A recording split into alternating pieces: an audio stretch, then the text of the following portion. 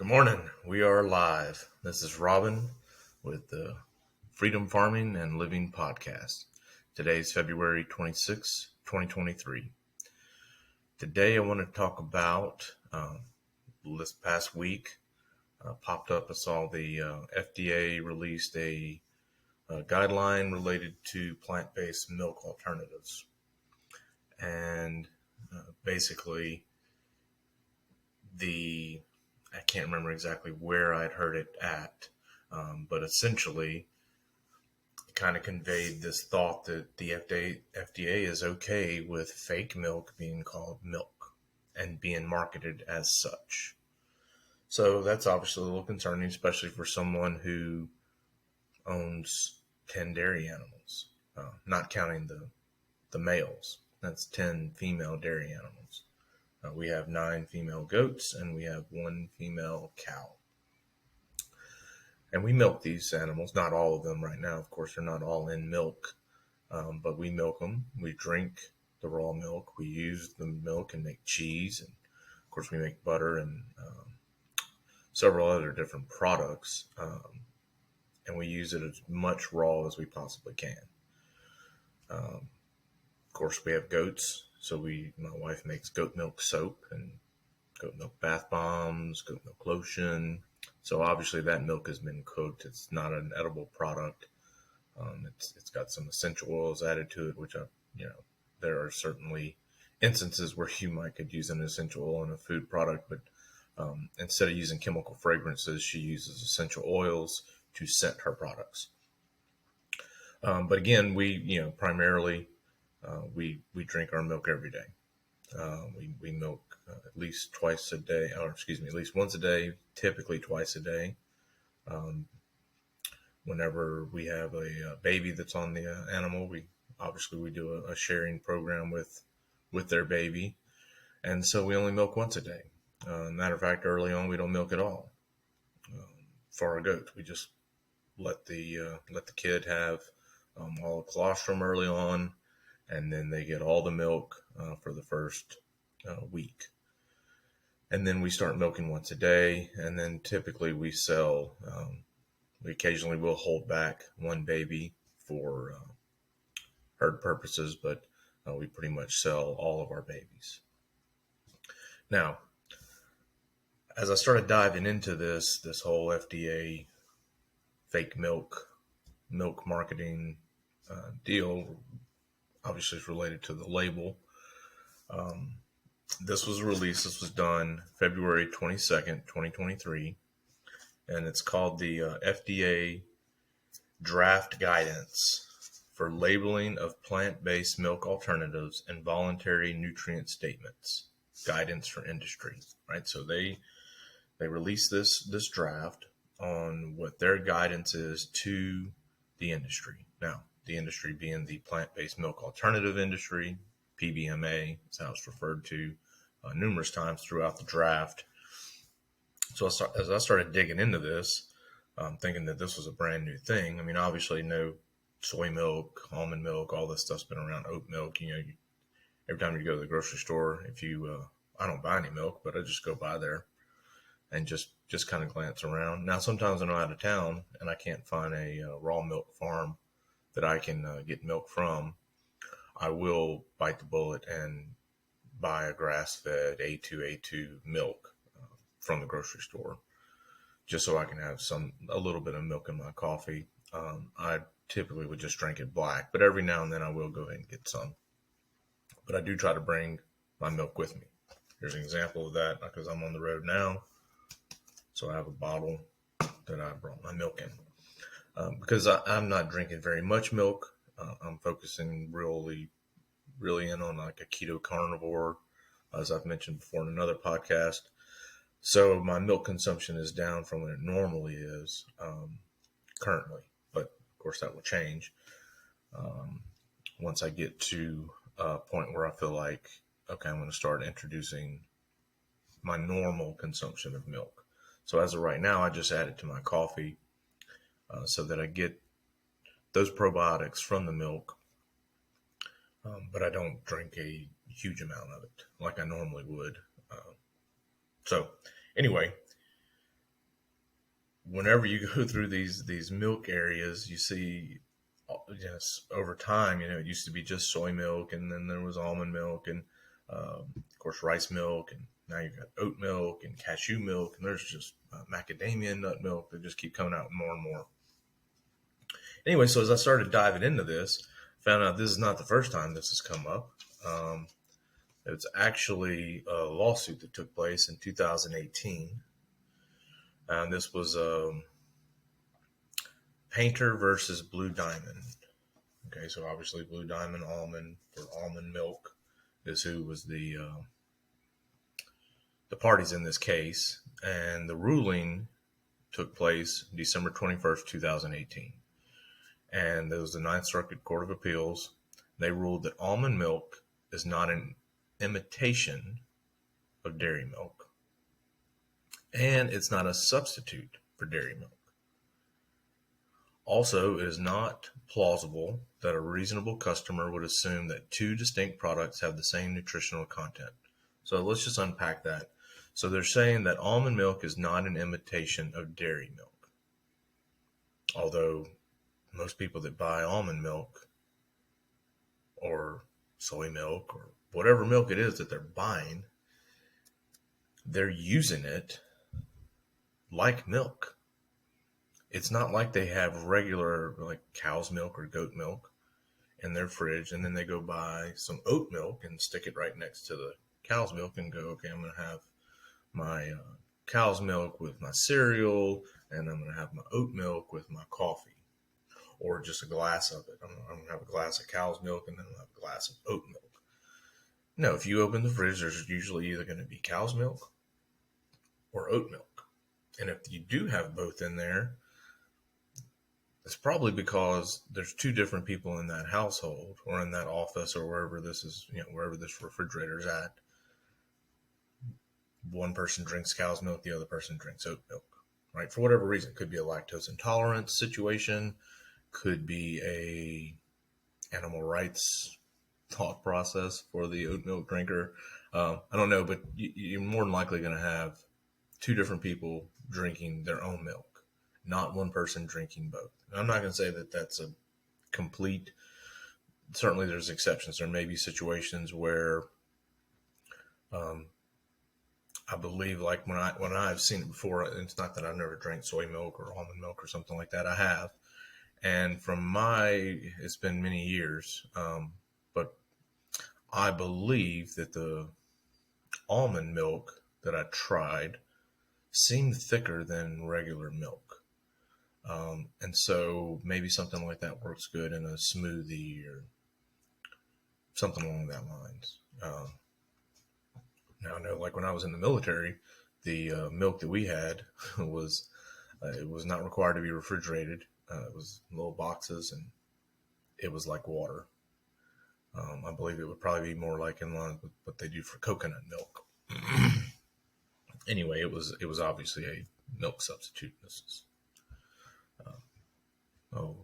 20 years ago. So again, it's not an imitation, and it's not a substitute for dairy milk. So again, that to me seems kind of ludicrous, because that's exactly what it is. People are using it as a substitute. They're not putting water in their cereal and then drinking oat milk. They're putting oat milk in their cereal and eating the cereal. They're using it as a substitute. Now, the second part of this, it's not plausible that a reasonable consumer would assume that two distinct products have the same nutritional content. Okay, well, again, that's probably true of a well-informed consumer. That the well-informed consumer who has researched soy milk, almond milk, oat milk, right? They've went through, they've researched it, they know what the calcium levels are, they know what the vitamin D levels are, and they know what those are compared to cow's milk. And they're still buying the oat milk and the almond milk because they know that it is different. They're not expecting that they're going to get the same exact nutrients from almond milk that they're going to get from cow's milk. Okay, but that's also true of cow's milk versus cow's milk. If you buy whole milk versus skim milk, you know that you're getting two different things. You're getting different fat contents. That's why someone might buy skim milk over whole milk, because they want to get less fat. Now, I'm not going to get into the fact that skim milk's a horrible idea. I'm not going to go down that rabbit hole. When we separate our milk, our cow's milk, and we make butter and ice cream, cheese, or just take the cream and use it for coffee, or what other purposes we have for the cream, and we're left with that skim milk, we don't drink that skim milk. The pigs drink it and the chickens drink it. But we do not drink that skim milk. We want the nutrients that are in that cream, that's in that fat that people are trying to avoid because they've been told that skim milk's better. When the reality is, if the milk industry didn't have a place to sell the skim milk to after they make ice cream and butter, we'd be flooded with skim milk and they'd have nowhere to go with it. They have to dispose of all of it. So now they have a way to sell this byproduct that most people feed to pigs and chickens. So now, again, I don't want to go any further than that because that's a whole different podcast right there. Whole different topic. Okay, so now, in that lawsuit, as I was researching that, I came across where in September of 2018, so remember this ruling was in December of 2018. Obviously it didn't happen overnight, so 2018 was some stuff going on. So in September 2018, the FDA requested info on labeling plant-based milk alternatives, and they got 13,000 comments is what they received on this topic. And so what they determined, the FDA determined, that consumers generally understand that PBMA, plant-based milk alternatives, do not contain milk and choose to purchase because they are not milk. So 13,000 comments, right? And this isn't like this was in the 60s. This was in 2018. So you've got people with fake accounts. That stuff's been going on forever. Not forever, but forever as far as we've had the ability to, through an online mechanism, provide comments and arguments and polling and everything else. So how many of these 13,000 comments were separate individuals? Who knows? But let's just say they were 13,000 separate individuals, and they all said, and again, this doesn't say that they all said they understand. It just said they received 13,000 comments, and what they determined was that people who purchase plant-based milk alternatives do so because it's not milk, right? So it's someone who doesn't want to drink milk. For whatever reason it is, whether it's a lactose thing, whether it's a animal rights type thing, whatever the case is, they're buying the oat milk because it's oat milk and because it's not real milk. So now 13,000 comments on a 330 million person population. That's 0.0039%. Okay, so you're not expecting to get 100%, 50%, 25%, 10% even, but you're using a very poor sampling size. The sampling error, there's nowhere near a representative sample. You can dig into statistics and look at variances and sampling errors related to representative samples. Even a 0.5% sample size would not be highly significant. You would have some sampling error, but it certainly would be a lot better than 0.0039%. This is a fraction of a fraction of a fraction. So they took that was in September 2018. Then the ruling comes out in December 2018 that, I'm going to read this again from the ruling, right? So this is, FDA says, hey, we got 13,000 comments, and people buy this because they know it's not milk. That's why they're buying it, because it's not milk. And then the ruling comes out, and it's not plausible that a reasonable consumer would assume that two distinct products have the same nutritional content. And remember also that the PBMAs, the plant-based milk alternatives, are not a substitute and not an imitation, which I wholeheartedly believe that's exactly what they are.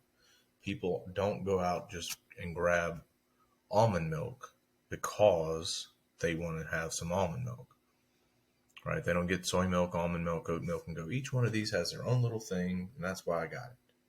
No, they pick the one they like, and they use it as a substitute for actual real milk.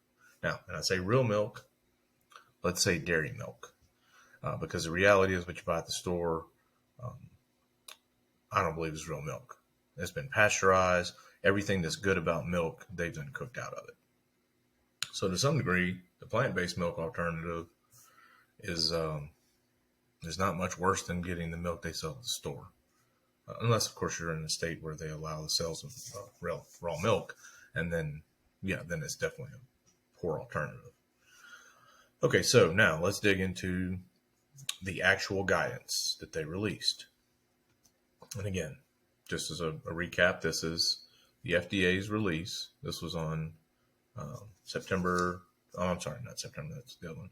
This was this past week, February 22nd, 2023. And it's the FDA draft guidance, labeling of plant-based milk alternatives and voluntary nutrient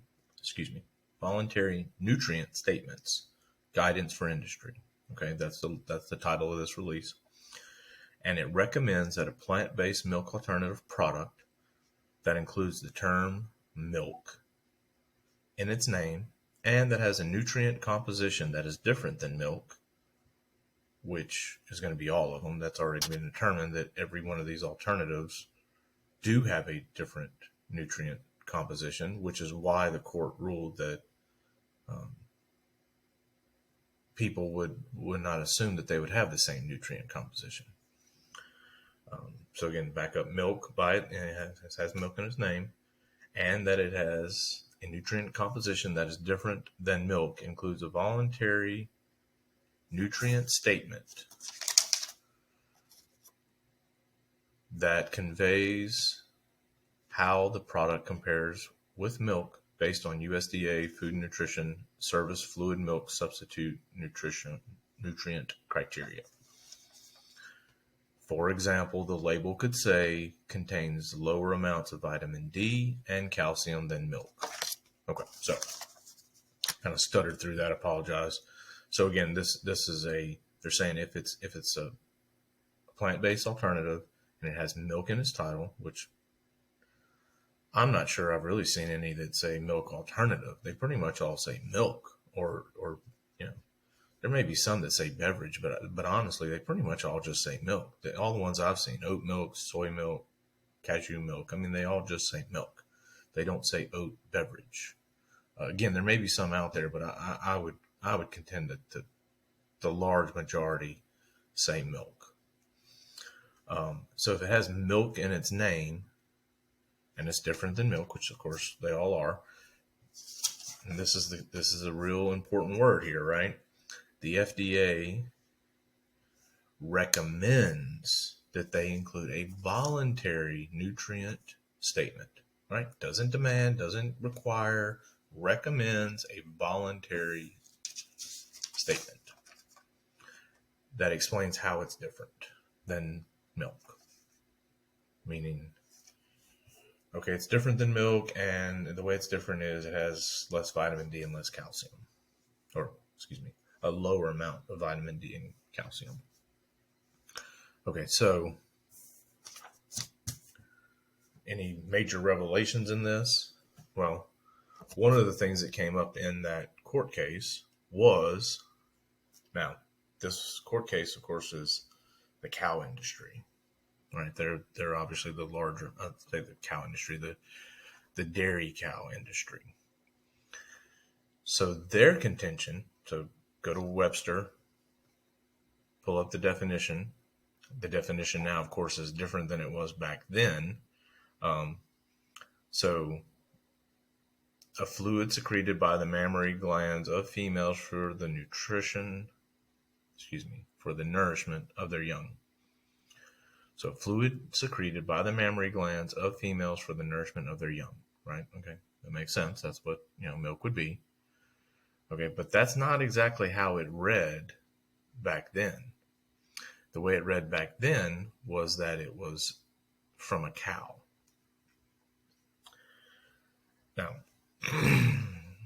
of course, over time, things have changed. I mean, this was 4 or 5 years ago.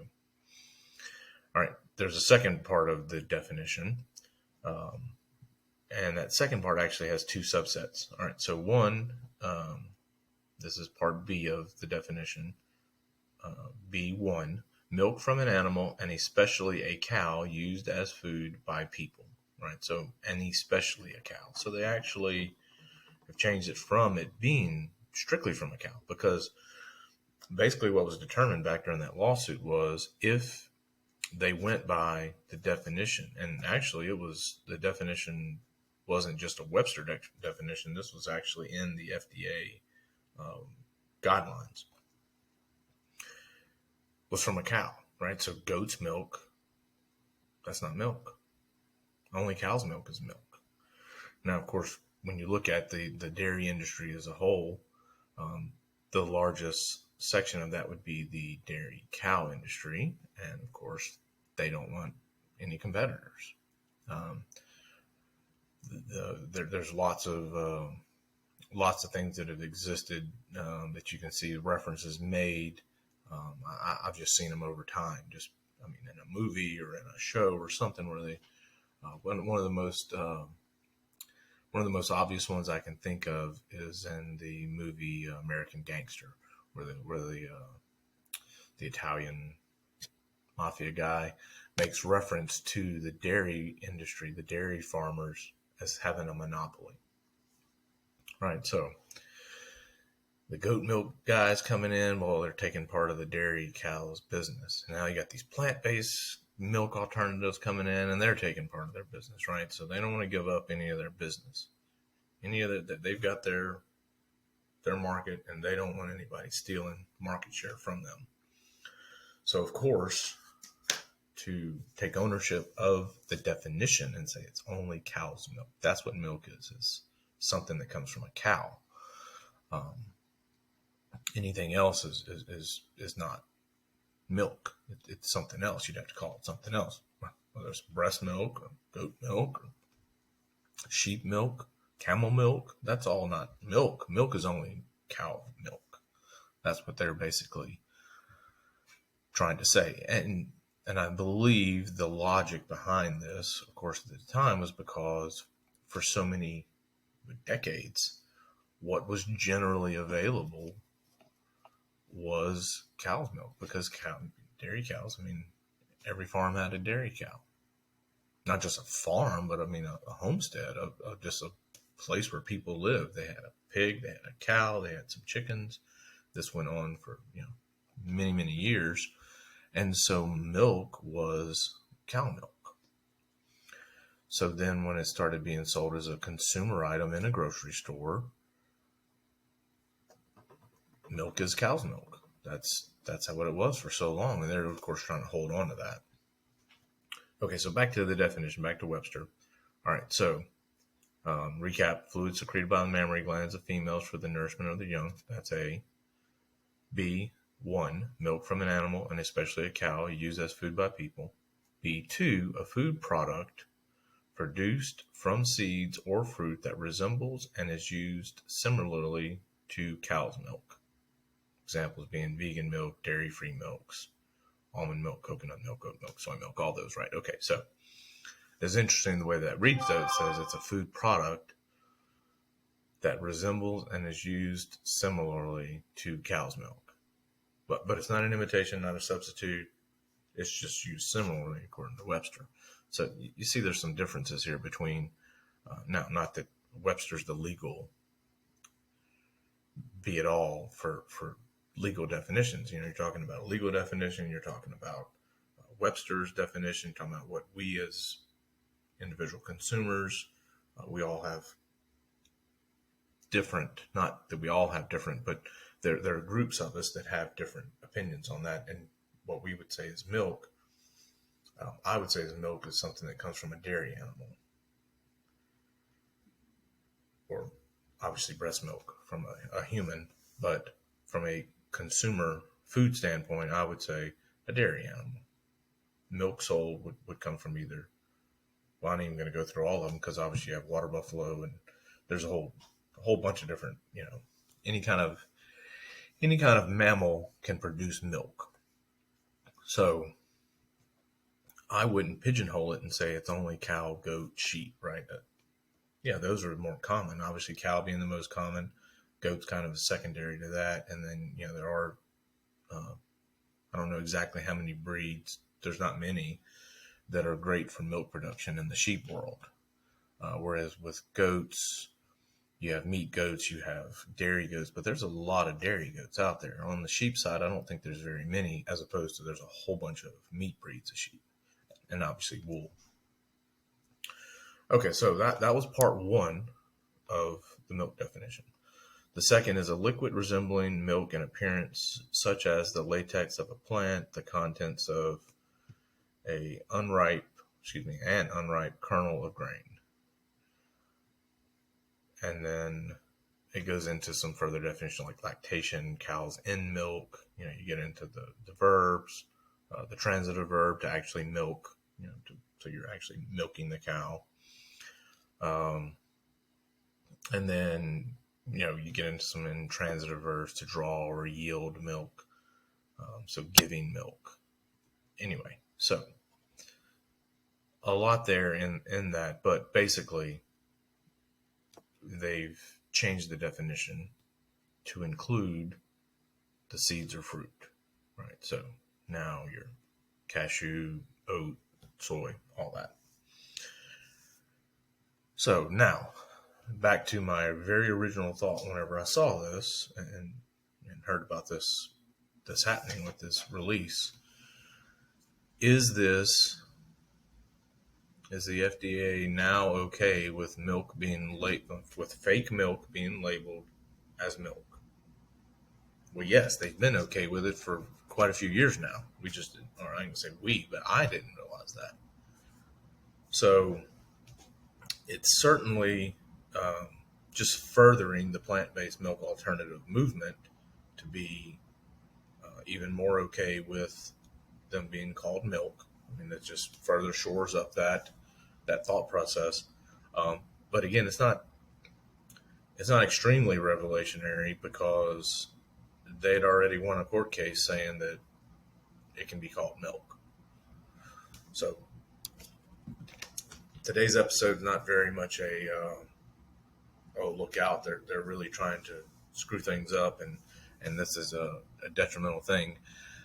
It's not the case. It's not great. It'd have been nice if things would have went the other way, and they just said you're not recommended to give a voluntary statement, that you're required to give a mandatory criteria, because while I'm aware and I research things, and you might as well, probably most of you do, but not every consumer does.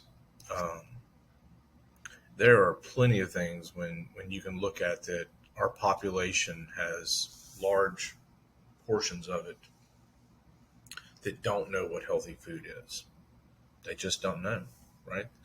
They don't know that. It's not that they don't care. They just don't realize what is healthy and what is not, right? They don't read labels. They don't take the time to read a label.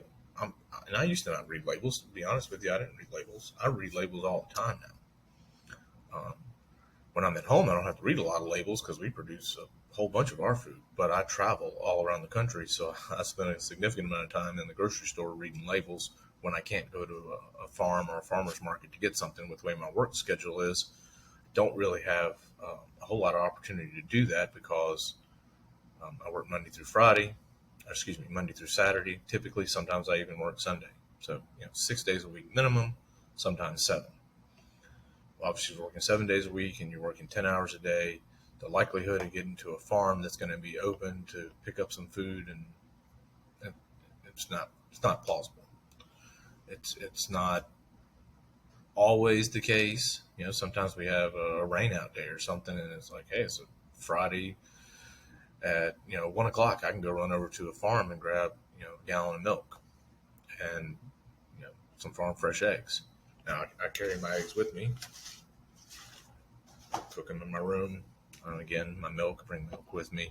Um, this trip here, I cooked some lamb burgers and some hamburgers and brought those patties with me. Of course, this stuff only lasts me but so long. I've got 2 dozen eggs, a couple of bottles of milk, had about half a dozen or so patties. No, I had more than that. I had about a dozen because I had like 4 lamb patties and 8 beef patties. So it lasts me for a little while. But then I'm to the grocery store. And so, I have to really look through what I'm getting. And of course, right now it's a little easier because I'm kind of more focused on the carnivore side of things. So it's, a lot of pork rinds, beef sticks, and then just meat. Now, I already know that the meat that I'm buying is not excellent because I don't have a stove here in my room. So I have to buy things that are, already cooked. Now, I don't buy frozen stuff that's already cooked, but, I get a rotisserie chicken from the grocery store, get a couple of them per week. I do get some lunch meat just because it's a little easier to bring lunch wise. But I do try to get things from the deli area where they've cooked it there in the deli. And then I can, bring that with me for lunch. But anyway, so not everybody does that. Though. Not everybody, reads labels. There's a whole lot of people that don't read labels. If they did, there'd be a whole lot less snack aisles being filled up from floor to top of the shelf with just garbage. Complete garbage. So the reason why I went ahead and continued with this episode, number one, is just in case anyone else was curious about this and thought it was a big deal. But also because, like I said, I think it's important that we recognize the fact that they're not really doing what they should do to help consumers be better consumers. And so I try to talk to people about looking at labels, about these types of things, about, pasteurized milk. Go support a farmer. Don't buy it from the grocery store. Where did these vegetables come from? They come from Mexico on a boat that was then sent to a port. Took 3 days to get there. Then was unloaded, shipped, 1 or 2 days to this distribution center where it's at for a day, and then loaded on a truck and then sent out to the grocery stores. And now by the time you've gotten it, it's at least a week old, if not more. Whereas go buy from a farmer, go buy from a neighbor who's, growing extra. And if you're growing food, grow extra. I promise you there's somebody in your community that would love to buy it. We've got I believe I've mentioned this before, but we've got a new, well, it's not that new. It's been around for a couple of years, but COVID had kind of slowed it down. And I just was made aware of it this past year of a Healthy Communities Coalition organization that's focused on, as it says, healthy communities, increasing the health of our community. And it's of the parish that I live in.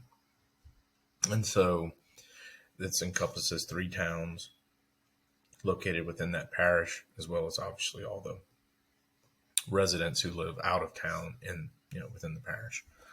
And so it's not just a food effort though.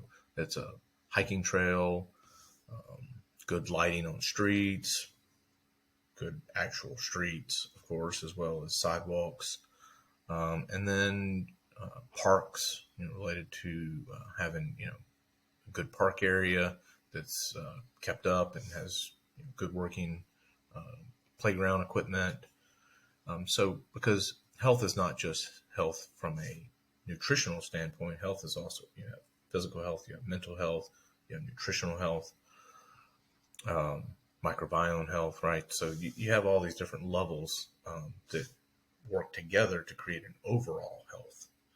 So I'm very interested in I feel like there's plenty of people that's focused on the hiking and the parks and things of that nature, right? That they're really driven on that side of things.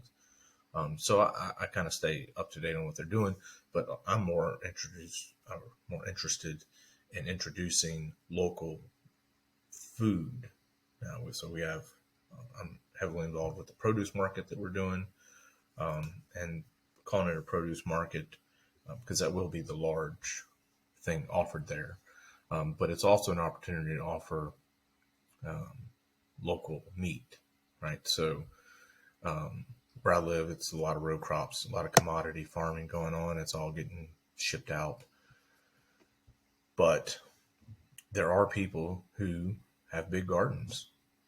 There's also, it's a pretty poor, poverty stricken parish. So there's a real opportunity to stop importing produce and meat from outside our parish, either from another part of the state or from another state. That currently happens, and start producing that food within our parish. So we get local food. It's not old, it's fresh, and it's an opportunity to produce jobs within our parish for the residents of our parish. So not only can people access good food, but they can spend less money and time driving somewhere else to go get it from somewhere, or getting it from the grocery store where it's being imported in from the next state, and they can support their community. And of course, if you look at there's a lot of talk when you look at the $1, used 7 times before it's diminished, right? And there's a lot of support used for that's why injecting government dollars really is $7 or 7 times. The reality is this works whenever it's a dollar generated within the locale, not donated in. So, for example, we spend our money as much as we can with our local folks. Now, unfortunately, we can't get everything we'd like to get locally, so we do have to go to other farms that are outside of our locale. But we do have people that have some things that we buy locally, and so we have people that buy things from us, right? So we have people that buy eggs from us, buy animals, different things, right? So that they pay us money, and we take that money, and then we go spend it with somebody locally, and then that person goes to, like, say, the restaurant in town, and spend some of that money there. Of course, it keeps getting shrunk down from the original dollar spent, on a couple of eggs, that it buys less and less as it goes on. But the more opportunities you make for more dollars to stay within your locale, the better that location is going to be, the better your community is going to be, not just from a health standpoint, but from an economic standpoint. So that's one of the things that really has me excited about what we're doing with this coalition and with this produce market specifically, is that it gives much more opportunity to not only increase the nutrient density of our foods, thereby increasing the health of our population, but it also can raise the economic status for our community and those that live within it, which will help in lowering the need for those that rely on government assistance. Can help lower that.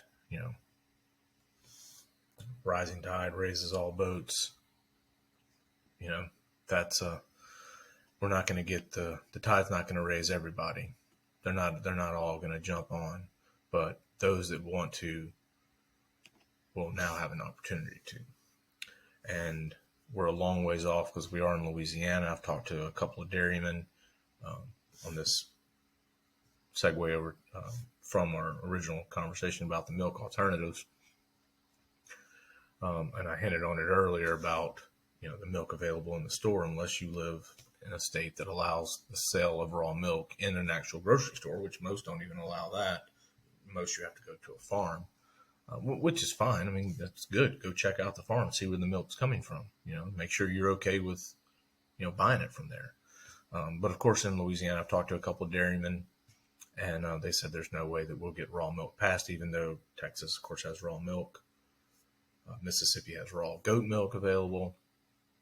But they wholeheartedly believe that there's no way Louisiana is going to ever pass or legalize raw milk. Legalize marijuana, but you can't have raw milk. So legalize gambling, alcohol, cigarettes, but not raw milk, because that is unsafe. So yeah, that's a problem we face, and I'm hoping they're wrong. I'm hoping that will change, but not so much because that allows me to sell my milk. But we're using our milk. I mean, we could increase our operations, scale up. That's not something we're really looking to do, but if our community wants it and no one else is willing to provide it, then we would find a way to maybe to help somebody else do it. If nothing else, leverage our knowledge and experience to get somebody else up and going to where they could do it, because we are focused on quite a few other things. But anyway, I'm going to finish with that. Hope this was a insightful episode. Again, it may not have turned out the way that you thought. Certainly my research didn't turn out the way that I thought.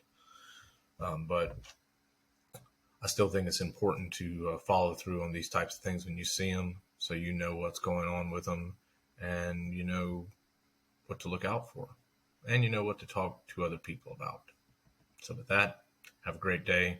Thanks for listening. Please keep following along. I'm hoping to continue to get better and better, and put out different topics that one topic you might not be interested in, but another one later on you might be.